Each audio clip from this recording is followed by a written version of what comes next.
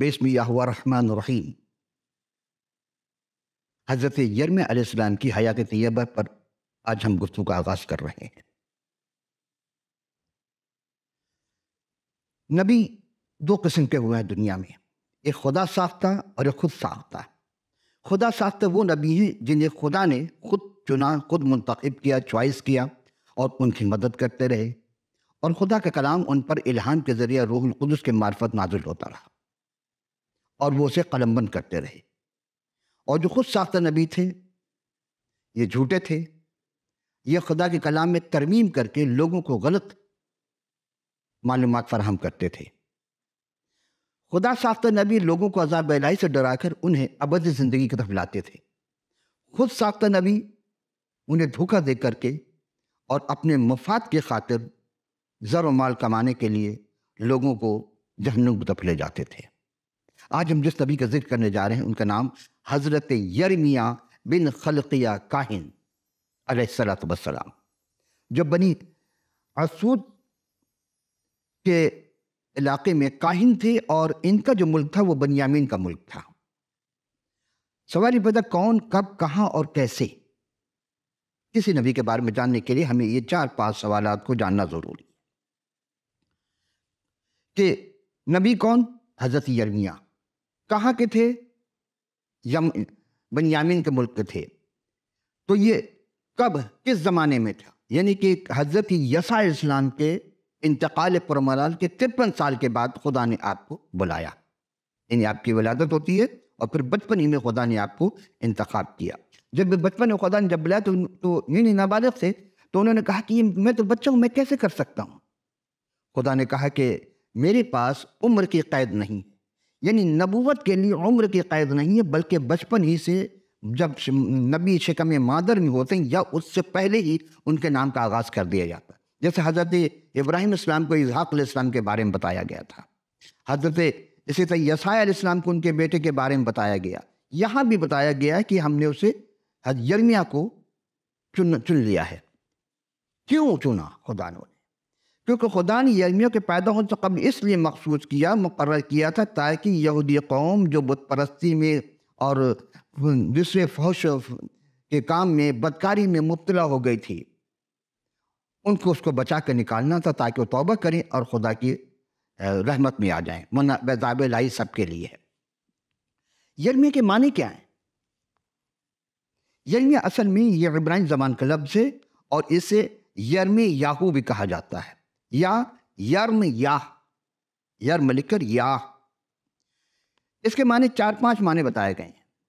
ایک ہے کہ یہوہ پھینکتا ہے، یہوہ کہتے ہیں خداوند متعال کو، وہ رب العالمین جس کے سوا وہ کوئی کام نہ کرے۔ تکوین کے سارے کام وہ یہوہ ہی نے انجام دیے تھے، جیسے زمین، آسمان، چاند، سورج کا بنانا وغیرہ۔ 6 دن میں خلق السماوات والارض، تو اس کام کو کرنے والوں کو یہوہ کہا گیا ہے۔ اور یہوہ اچھال دیتا ہے، بنیاد رکھنے کا مفہوم یہوہ قائم کرتا ہے، اور یہوہ سرفراز کیا ہوا۔ اور ایک اور معنی یہوہ مقرر کرتا ہے، یعنی کسی نبی کو یہوہ ہی مقرر کرتا ہے۔ تو یرمیہ خدا تعالیٰ نے اس وقت انتخاب کیا، اس وقت چنا، اس وقت ان کا بلاوٹی جب وہ بچے تھے، یعنی نابالغ تھے۔ تو یرمیہ علیہ السلام نے خود جواباً کہا تھا کہ میں تو بچہ ہوں۔ خدا کا کہنا تھا کہ میں تیرے ساتھ ہوں، یعنی خدا نے قدرت والے الفاظ دیے کہ جب خدا کسی کو بلاہٹ کرتا ہے، بلاہٹ کا پیغام دیتا ہے، بلاتا اپنے کام کے لیے، تو وہی اس کی قابلیت دیتا ہے۔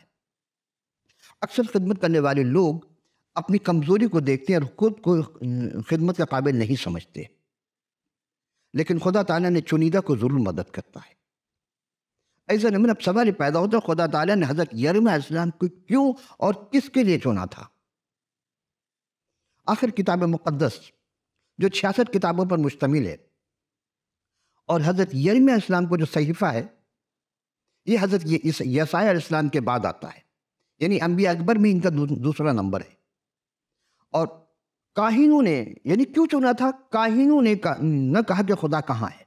یہ دوسرے بات کی 8ویں آیت میں ہے کہ اہل شریعت نے مجھے نہ پہچانا، نہ جانا، اور چرواہوں نے مجھ سے سرکشی کی، اور نبیوں نے مجھ سے سرکشی کی، اور نبیوں نے بعال کے نام کی نبوت کی، ان چیزوں کے پیروی کی جس سے کوئی فائدہ نہیں۔ یعنی کہ ہر زمانے میں بت پرست کی وجہ سے یا بت پرستی کی وجہ سے خدا ناراض ہوا، اور بنی اسرائیل کے ساتھ یہی حال ہوا۔ کیا آج ہم بت پرستی میں شکار تو نہیں کہیں؟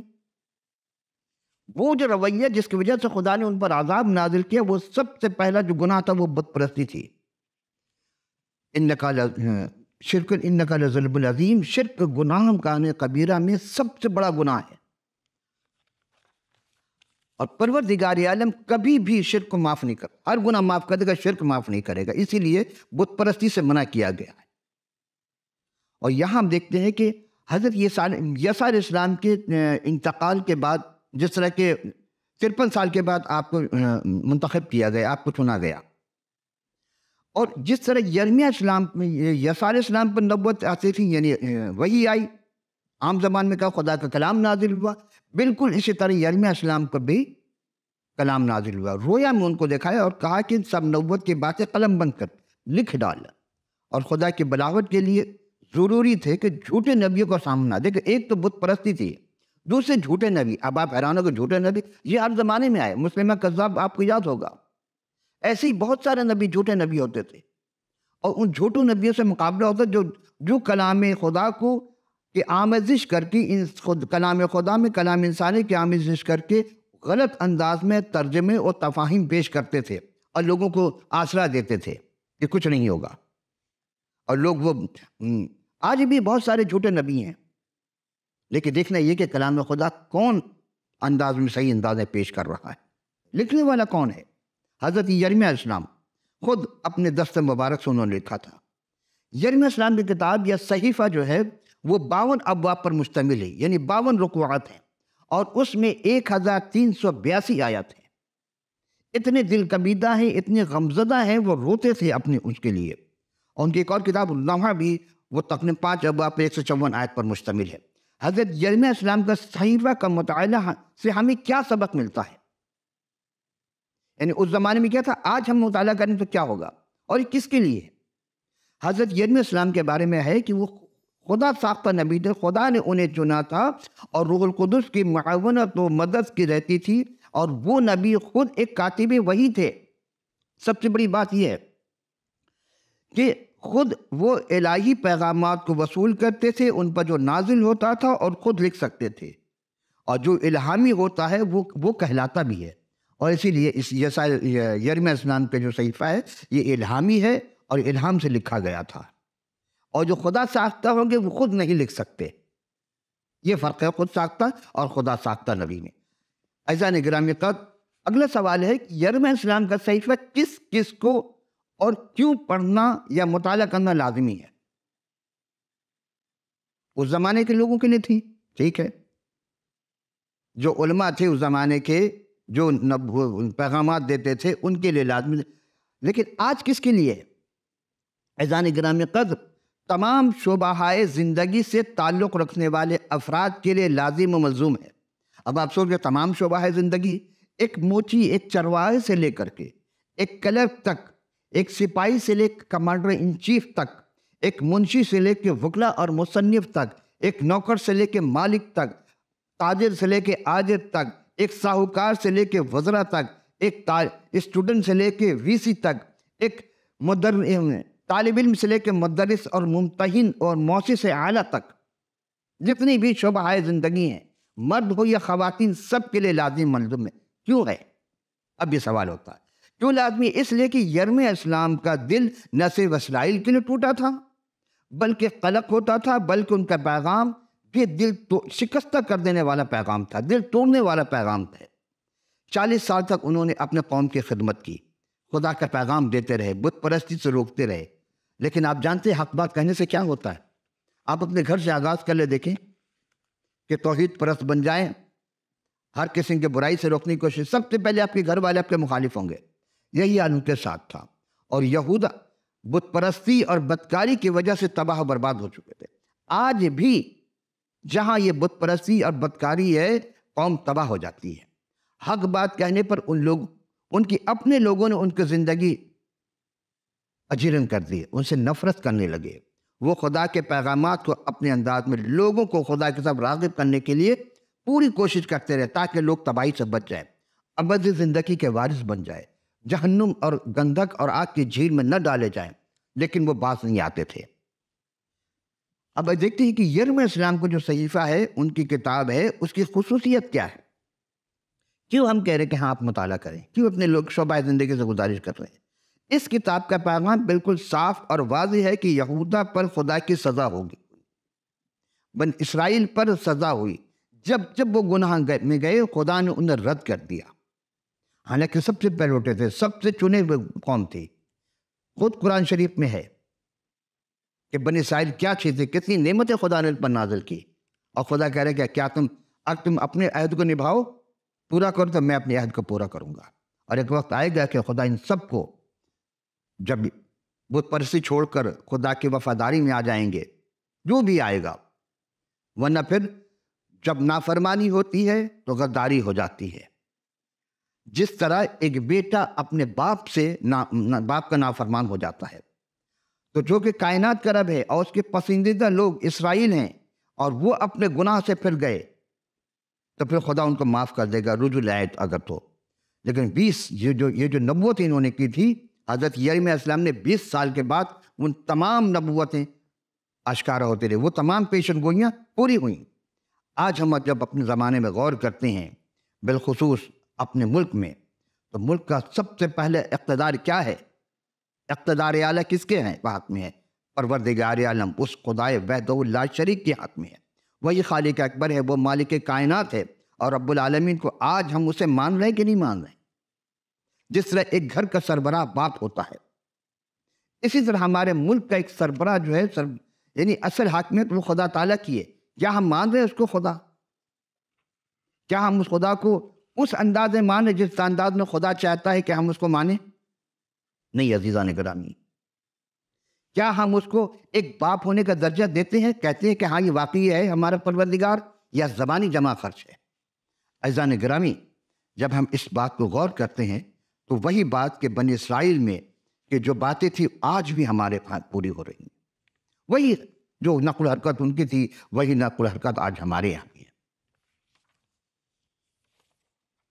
آج ہم دیکھتے ہیں کہ ہاں کیا بات تھی بنی اسرائیل کی، وہ کیا چاہتے تھے، بنی اسرائیل کیسے کرتے تھے، کیوں کرتے تھے؟ اسرائیل کے لوگ یہ سمجھتے چونکہ ہیکل یروشلم میں ہے اور یروشلم کبھی تباہ نہیں ہوگا، اور وہ بھول گئے کہ موسیٰ کی شریعت کے، حضرت موسیٰ کلیم اللہ کی شریعت کے مطابق ان کو سزا ملے گی جب وہ نافرمانی کرے گا، اور یرمیہ السلام کا پیغام خدا کے سزا کے بارے میں تھا۔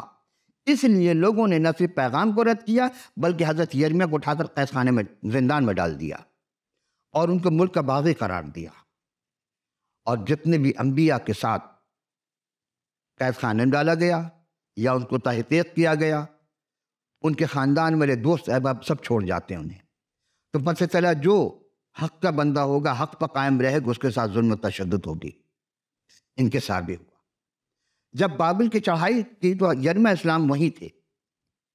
آپ دیکھیں گے تاریخی اعتبار سے کہ 5 حکومتیں ایسی آئیں حضرت یرمیہ السلام کی زندگی میں کہ جب وہ خدمت کا کام انجام دے رہے تو تب 5 یہودا کے آخری 5 بادشاہوں کا دور گزرتا ہے۔ پہلا بادشاہ یوسیہ، اور یوسیہ کے جو حالات زندگی وہ دوسرا سلاطین کے 22 باب سے لے کر ایک پہلی ایسے 23 باب کے 30ویں آیت تک تفصیل سے ہے، آپ اس کا مطالعہ کر سکتے ہیں۔ ہم صرف چند باتیں آپ کی خدمت میں پیش کریں گے، اور اس کا جو راج ہے وہ 640 سے 609 قبل مسیح صدی تک ہے۔ راج کیسا تھا، اس کے بادشاہت کیسی تھی؟ بہترین، اچھا تھا یہ۔ اور کیا وجہ تھی؟ وجہ یہ تھی کہ یوسیہ 8 سال کے جب تھے تو یہ بادشاہ بنا، اور 16 سال کا جب تھا تو اپنے باپ داؤد کے تخت کا طالب ہوا، اور جب 20 سال کا تھا تب اس نے ملک میں بت پرستی اور بتوں کو اور بت پرستی کے مذمت کی اس کو صاف کر دیا تھا، چونکہ پہلے سے قوم تھی۔ دوسرے یہ کہ 1 سال بعد یرمیہ کی خدمت کا آغاز ہوتا ہے، حضرت یرمیہ السلام کا، جب خدا نے ان کو بلایا کہ خدمت کرو۔ یوسیہ جب 26 سال کا تھا جب اس نے ہیکل کی تعمیر شروع کی اور لوگوں نے خدا کی پرستش شروع کی۔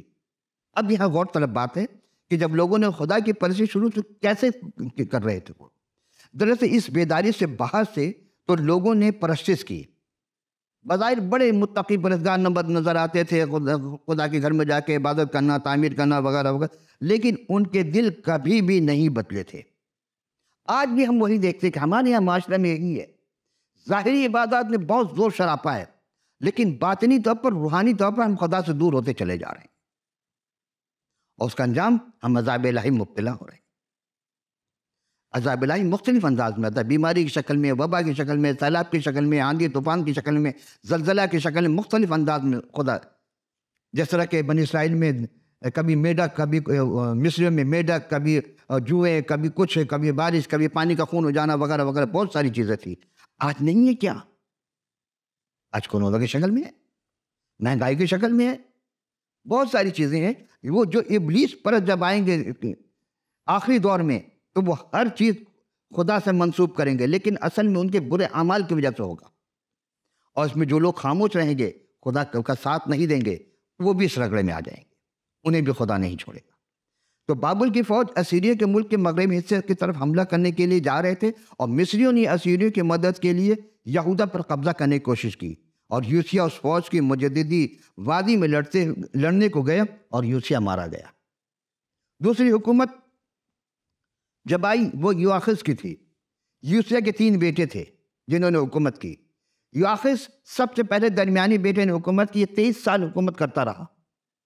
اس کا نام یواخذ تھا۔ مصری یہودیوں کی طرف اپنی فوجوں کے ساتھ آ رہے تھے جب کہ اس کو جلد بازی میں بادشاہ بنایا گیا۔ اس نے اپنے راج میں ہر وہ برے کام کیے جو خدا کو ناپسند تھے، لیکن فرعونیوں نے اس کو ہٹایا، اور اس کے بعد یہویقیم کو بادشاہ بنایا۔ تیسرا، یہویقیم یوسیہ کا سب سے بڑا بیٹا تھا، اور فرعون نے اس کا نام یہویقیم رکھا۔ اس کا اصل نام جو پہلے تھا الیاقیم تھا، لیکن جب فرعون نے اس کو حکومت میں رکھا، بادشاہ بنایا اس کو، تو یہویقیم رکھا اس کا نام۔ یہ بادشاہ جس نے یرمیہ کی لکھی ہوئی کتاب کی نبوت کو جب اس کو پیش کیا گیا، نبوت جو لپٹی ہوئے کاغذ میں، اسے پھاڑ کر جلا دیا تھا، کلام الہی کی توہین کی، اور بابل کی فوج نے مصریوں کو شکست دے دی۔ اور بابل کی فتح نبوکدنضر کی قیادت میں ہوئی تھی، اور اس وقت نبوکدنضر کا باپ بیمار ہو گیا، وہ بیماری مر گیا، اور نبوکدنضر کی فوجوں نے یروشلم کا محاصرہ کیا جب تک یہویقیم نے خود کو حوالے نہ کیا، اور نبوکدنضر یہویقیم کو زنجیروں میں باندھ کر بابل سے کے لے جانے والا تھا، کہ جب اس کو خبر ملی اس کا باپ مر گیا ہے، اس نے یعقوب کو راستے میں چھوڑ دیا، چونکہ اتنا بڑا حادثہ ہو گیا باپ کے مر جانے پر۔ لیکن آج ہمارے کیا ہوتا ہے، باپ مر جائے، کچھ بھی ہو جائے، جس کو پکڑ لیا ہمارے یہاں، اس کو وہ قید خانے میں جان دیں گے، غریب ہو مسکین ہو، لیکن بڑے لوگوں کو آزادی مل جاتی ہے، اور یہی ملک کی تباہی کا سب سے بڑا خدا کی نگاہ میں گناہ ہے۔ آج دیکھتے ہیں کہ اس کے بعد یہویقیم، لیکن کیا ہوا کہ 605 قبل مسیح میں بائبل کی حکومت نے بادشاہ کے عہدے کو سنبھالا۔ 3 سال بعد یہویقیم نبوکدنضر کے خلاف جب وہ نکلا اور مارا گیا، اور یرمیہ نے اس کو لڑنے سے منع کیا تھا کہ نہ لڑ، لیکن وہ حضرت نبی کے خدا کے نبی کے بات کو نہ مانا اور جان سے گیا، یعنی فی النار ہو گیا۔ اس کے بعد یہویقیم کا بیٹا یہویقیم، یعنی یہ اس کا یوسیہ کا تیسرا ایک اور بیٹا ہے، یہ 18 برس تھا جب اس نے حکومت کی۔ اس کی حکومت صرف 3 ماہ 10 دن تک رہی۔ اس کے بعد باپ کی غداری کی وجہ سے بابل کی یروشلم میں قبضہ کیا، اور 597 قبل مسیح صدی میں اس کو سے خاندان اور 10,000 لوگوں کو بابل لے جایا گیا، اور ہیکل کی بہت ساری چیزیں وہ اپنے ساتھ لے گیا۔ اس کے بعد صدقیہ بن یہویقیم بن یوسیہ، اس کا بہت برا اس کا بھی انجام ہوا، اور یہ وائل کی وجہ سے نبوکدنضر نے یروشلم کے بالکل تباہ نہیں کیا تھا۔ لیکن ہم نے جب دیکھتے ہیں کہ صدقیہ اور کچھ عمرہ سوچتے تھے کہ جو لوگ بابل میں قید کے لیے گئے تھے وہ خدا کی طرف سے گناہوں کے سزا سے بچے رہے، لیکن یرمیہ اور حزقیل دونوں نے منادی کے ذریعے ان کو یہ سوچ کو غلط ثابت کر دیا کہ نہیں، تم جو سوچ رہے وہ غلط ہے۔ یہ دونوں نبی تھے اسی زمانے میں جب حضرت یرمیہ تھے، اور صدقیہ نے مصر کی دوستی کرنا چاہی، لیکن نبوکدنضر کو غصہ آیا، اس نے یروشلم پر چڑھائی کر دی۔ یرمیہ اسلام کی کتاب کی اور کیا خصوصیت ہو سکتی ہے؟ 20 سال قبل انہوں نے جو پیشن گوئی کی تھی، جو نبوت کی تھی، وہ پوری ہوئی۔ نبوت تھی کیا؟ سب سے پہلے ان کو بادام کا ایک درخت دکھایا گیا، ڈالی تھی وہ، جس میں خدا سزا کی دھمکیوں کو ضرور پورا کرے گا۔ خدا نے دکھایا ان کو اور وہ پوری ہو گئی. پھر یہ ہم آپ کو حوالہ دے رہے ہیں صرف اس لیے کہ وقت کی کمی کی وجہ سے ہم پورے صحائف کی پیش نہیں کر سکتے. تو ہم یہ سے چاہتے ہیں کہ تاکہ آپ وہ چیزہ باتیں جان جائیں، اور جب آپ تفصیل سے پڑھیں گے، اس کتاب کو مطالعہ کریں گے، تو کیوں ضروری ہے یہ ہر ایک انسان کو، ہر زمانے کے لوگوں کے لیے ضروری ہے، تاکہ وہ ہر برائی سے بچے. ایک سپاہی کو کیسا ہونا چاہیے، ایک کمانڈنٹری کو کیسا ہونا چاہیے، ایک طالب علم کو کیسا ہونا چاہیے. کتاب مقدس بتاتی ہے کہ ایک استاد کو کیسا ہونا چاہیے. گویا شعبہ ہے زندگی ہر شخص کے لیے چاہیے. ابلتے پانی کی دیگ، یعنی خدا نے کیا دکھایا اس کو کہ شمال سے لوگوں کی یہودا کی تباہی کے لیے استعمال کیا جائے گا. وہ لوگ فخر میں وہ باہر تھے، ہم تو یعقوب کی اولاد ہیں، ہم تو ابراہیم کی اولاد ہیں، لہٰذا ہم پر کوئی مصیبت نہیں آئے گی. لیکن آئی. جب انسان گناہ کرتا ہے تو عذاب الہی دروازے پر دستک دیتی ہے کہ توبہ کرو، اپنے گناہوں سے معافی مانگو اور اس وحدہ لا شریک میں ایمان لاؤ. تیسرا بے فائدہ کمر بند.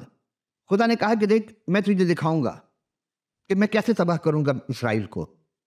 تو جا کر کے ایک کمر بند خرید لینا، اپنی کمر پر باندھ لینا.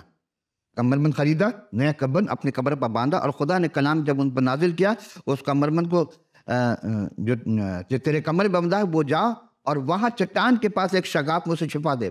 یہ فرات کے کنارے بتا رہے ہیں، خدا کو بتایا کہ جاؤ فرات کے کنارے جا کے اس کو چھپا دو. اور کچھ عرصے کے بعد پھر خدا ان کے بھیجتا جاؤ وہاں سے جا کر نکالو. وہ جاتے ہیں، وہ جو نیا کمر بند تھا، نیا آزارمہ تھا، اس کے چتھڑے ہو گئے. کیا مطلب؟ کہ خدا نے بنی اسرائیل کو، ہر زمانے کے لوگوں کو پیغام دے رہا ہے کہ میں تمہیں بہت چاہتا ہوں، میں چاہتا ہوں کہ تم سب توبہ کرو، بت پرستی سے باز آ جاؤ، گناہ سے باز آ جاؤ. اور یہ پیغام ہر زمانے کے قیامت تک کے لوگوں کے لیے ہے کہ ہم جب تباہی پر کرنا چاہتے ہیں تو سب کو تباہ کر، چونکہ اس میں غرور، تکبر، گھمنڈ وغیرہ سب کو نیست و نابود کر دیا تھا. اور کمربند سے کوئی تشبیہ دی گئی، اس لیے کمر اگر مضبوط ہوگی تو ہر کام کر سکے گا، کمر لوز ہو گیا تو کوئی کام نہیں کر سکتا. یہ کمربند سے تشبیہ دی گئی تھی. یعنی غیر معبود کے پیروکار نہ بنو، اپنے دل کو سخت نہ کرو، بلکہ اس خدا کو مانو، بت پرستی سے باز آ جاؤ. اور کسی کو بھی، یعنی جو کسی کام کا نہیں ہوتا ہے اس کو کمر میں باندھ دیا جاتا ہے. یعنی کیونکہ جیسا کمربند انسان کے کمر سے لپٹا رہتا ہے، ویسے ہی ہر زمانے کے لوگوں کو چاہیے خدا سے لپٹے رہے، خدا کو اپنا حاجت روا مانے. وہی نگہبان ہے، وہی چوپان ہے. لیکن ہم زبانی طور پر تو کرتے ہیں، عملی زندگی مظاہرہ نہیں ہوتا. غالب نے یہی تو کہا تھا کہ جب کہ تجھ میں نہیں کوئی موجود، پھر یہ ہنگامہ اے خدا کیا ہے. جب سب کہتے ہیں کہ ہر جگہ تو ہی ہے، تجھے ماننے والے، تو یہ ہنگامہ کیوں، یہ قتل و غارتی کیوں ہو رہی ہے، یہ گناہان کیوں ہو رہے ہیں. عزیزان گرامی قدر، ایک اور 18ویں باب کی ایک سطر سے آیت ہے کہ کمہار کے برتن میں اڈے میں جانا اور مٹی کے برتن کو کیسے بناتا ہے. وہ جب جاتے دیکھتے ہیں کہ مٹی کا برتن بنا رہا ہے اور اچانک وہ اس کے ہاتھ سے ہوتا وہ کوئی اور شیپ بن جاتا ہے. یعنی کہ خدا چاہتا ہے کہ ہم اگر گنہگار ہیں تو ہمیں وہ نیک بنانا چاہتا ہے. اگر ہم نیکی سے بدی کی طرف آ گئے ہیں تو وہ چاہتا ہے کہ تم دوبارہ پلٹ جاؤ، ہم تمہیں بنا دیں گے. تم بننے والے تو بنو، ہم تو مائل بکرم ہیں، کوئی سائل ہی نہیں، راہ دکھلائے کسے، رہ رہے منزل نہیں. ہم منزل تک جانا نہیں چاہتے، خدا کی طرف جانا نہیں چاہتے. اور خدا یہ چاہتا ہے کہ تم دنیا پرست مت بنو، بت پرست مت بنو. جو چیز تمہیں میری یاد سے غافل کر دے وہی تمہارا بت ہے. اور یہی بنی اسرائیل کے ساتھ تھا. پھر ٹوٹی ہوئی مٹی کی سراہی کے لیے کہا تھا خدا نے کہ جس طرح ایک کہا کہ اچھا ایسا کرو، ایک سراہی خریدو. سراہی لی اور تمام اس زمانے کے جو نبی تھے، جھوٹے نبی تھے، ان سب کو اور رؤسا کو اور بادشاہ کو اور وزراء کو اور تمام لوگوں کو لے کر خدا جگہ بتاتا ہے. کیونکہ وقت نہیں، اس لیے میں بہت مختصر پیش کر رہا ہوں. وہ جب وہاں پہنچتے ہیں اور کہا کہ دیکھو خدا ہر چیز کا قادر مطلق ہے، جو چاہتا ہے کر سکتا ہے. اور بات کرتے کرتے انہوں نے کہا دیکھو وہ تباہ کر دے گا، سب کو چھوڑ دے گا. اور اس سراہی کو اٹھا کر پٹا دیا، ریزہ ریزہ ہو گیا کہ اس طرح وہ تمہیں بھی تباہ و برباد کر دے گا. وہ قادر مطلق ہے، اس پر ایمان لاؤ. لیکن قوم نہیں مانی. پھر انجیر کے 2 ٹوکرے سے تشبیہ دی گئی تھی. پوچھا یرمیا سے بتاؤ یہ کیا ہے، کیا دیکھا؟ انہوں نے کہا ایک ٹوکری میں اچھے انجیر ہیں، دوسرے میں خراب ہے. تشبیہ دی. اچھے انجیر سے میرا اچھے لوگ جو ایماندار ہیں، اور خراب انجیر سے برے لوگ. تو کیا برے اچھے ہو سکتی ہیں؟ اگر خدا جب وہ برے چاہیں گے اب اچھا ہونا تو ہو جائیں گے، لیکن جب برے اتنے خراب ہو گئے کہ اب استعمال کا قابل نہیں تھا، لہٰذا وہ پھینک دیے جائیں گے. ایسی خدا سب کو تباہ کر دے گا۔ بس عزیزان گرامی، بس یہاں آج ہماری گفتگو اختتام پذیر ہو رہی ہے کہ آخر اس کا لب و لباب کیا ہے، ہم نے آج کی گفتگو میں کیا سیکھا۔ چند باتیں صرف آپ کی خدمت میں گوش گزار کر کے پھر ہم اجازت چاہیں گے۔ چند دقیقے رہ گئے ہمارے پاس کہ ہم دیکھتے ہیں کہ موازنہ کرتے آئیے حضرت یرمیہ اور مسیح علیہ السلام کے موازنہ کرتے ہیں کہ حضرت یرمیہ علیہ السلام کی زندگی اور حضرت مسیح سلام اللہ کی زندگی میں کیا چیز مشابہت ہے، کیا چیز ہے۔ دیکھیں، دونوں نے شادی نہیں کی۔ یرمیہ کہا تو شادی نہ کرنا، نہ ماتم کے گھر میں جانا، نہ شادی بیاہ کے گھر میں جانا، نہ خوشی منانا، نہ کچھ کرنا، اس لیے میں سب کو تباہ کر دوں گا۔ آج وہی ہو رہا، جس چیز سے خدا نے منع کیا بے تحاشا وہی کام ہو رہے۔ لیکن دونوں نے شادی نہیں کی اور دونوں کو اپنے ہی شہر والوں نے رد کر دیا، اپنے گھر والوں نے رد کر دیا، یرمیہ کو بھی اور حضرت مسیح کو بھی، اور دونوں کو غدار قرار دیا گیا۔ عدالتیں لگیں اور دونوں کو غدار قرار دیا گیا۔ چوتھی چیز، دونوں ہی اپنے وقت کے بہت ہی غمزدہ اور غمناک نبی تھے۔ دونوں کو خدا سے کے ساتھ قریبی رفاقت تھی، بے انتہا رفاقت تھی، لیکن لوگ اس رفاقت کو رقابت میں بدل دیا۔ دونوں کے پاس یعنی یہودی اور غیر قوم کے لیے پیغام تھے۔ دونوں نبی یروشلم کی تباہی پر نبوت کی تھی اور دونوں نے ہیکل میں پیغام دیا۔ یہ یرمیہ نے بھی اور خداوند یسوع مسیح نے بھی پیغام دیا۔ دونوں نے یروشلم کی تباہی سے تھوڑی دیر پہلے نبوت کی تھی، تباہ ہو جائے گا، اور دونوں کی باتیں سچ ثابت ہوئی۔ دونوں کو پکڑا گیا اور دونوں پر جھوٹے الزام لگائے گئے۔ یہ بات کہ دونوں کے دل خدا کے ساتھ چلنے پر زور دیا کہ محض رسم و رواج کو پورا نہ کرنا، اور دونوں نے نئے عہد کا ذکر کیا تھا۔ آخری دو بات کہ دونوں کے ماننے والے بہت کم ہیں اور دونوں ناکام سمجھے گئے، لیکن ایسا نہیں ہے۔ دونوں کو خدا نے کامیاب کیا، اور مسیح دوبارہ آئیں گے اس دنیا میں جب آخری زمانہ آئے گا، اور آنے کے بعد پھر وہ عدالت کریں گے۔ تو عزیزان گرامی، کیا ہم ذہنی طور پر تیار ہوں کہ مسیح کو اپنا نجات دہندہ قبول کر سکیں؟ عزیزان گرامی، پروگرام کے اختتام میں اسکرین پر آپ کو number, phone number, WhatsApp, email جو بھی دکھایا گیا، آپ کے ذہن میں کوئی بھی سوال اٹھے آج کے پروگرام کے متعلق، آپ ضرور اپنا فیڈ بیک دیجیے گا۔ اگر آپ کے پاس کتاب مقدس نہیں ہے تو ہمیں اپنا پورا پتہ لکھ بھیجیے، ہم فی سبیل اللہ آپ کی خدمت میں کتاب مقدس شامل کر دیں گے۔ تو اگلی نشست کے لیے پھر حاضر ہوں گے، اس وقت کے لیے اجازت، خدا حافظ ناصر۔